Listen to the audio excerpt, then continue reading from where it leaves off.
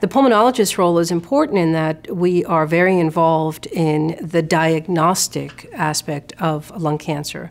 We, along with the thoracic surgeons, do the bronchoscopies, the endobronchial ultrasound needle aspirations. We monitor patients for abnormalities on the CAT scans, and I evaluate patients before treatments to make sure that they're eligible to undergo surgical resection, that their lung function is adequate for complicated treatments, and after treatment, if complications like pneumonia or drug toxicity or radiation pneumonitis occur. One of the important things that we do as pulmonologists is evaluate patients before surgery and before combined modality therapy, chemotherapy and radiation therapy.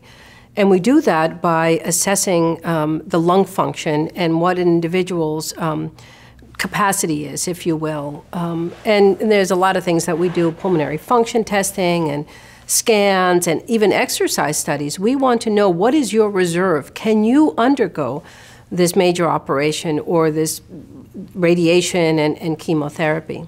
And at the same time, treat patients with medications that will help if they have COPD or emphysema or asthma, or if they have bronchitis. Encourage patients to be involved in pulmonary rehab. I feel very strongly that the cancer patient after surgery and after treatment should remain active and exercise. And I'm a huge fan of enrolling patients in pulmonary rehab after their treatments and ensuring that patients have quality of life. The goal is to treat their cancer, but also to do it in such a way that patients are not left with significant respiratory symptoms after the treatment. I think clinical trials are important in all cancers, particularly lung cancer. I think the data is such that in lung cancer, it's only a small percentage of patients are enrolled in clinical trials. And I believe that clinical trials provide the best care for patients because it's not an experiment. We're not testing something out on a patient. We are trying to answer very important questions with treatments that have been well established while monitoring the patient, I think, very closely. So it provides really excellent care. Patients have a dedicated nurse that monitors their symptoms. Any issue that comes up is addressed. Patients are monitored very closely with CAT scans. So I think it's excellent care. And now newer drugs are being developed that we know are better for certain patients that have certain molecular abnormalities or translocations or aberrations, if you will. And I think that's extremely exciting. It's not, people talk about targeted therapy, but I think of it as selective therapy, right? This is best for you based on what we know your tumor has. And this drug or combination of drugs is best for you.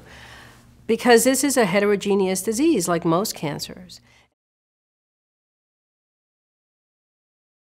I think it's very important to keep the primary care physicians and the internists and other specialists. A lot of patients have cardiologists that they're seeing.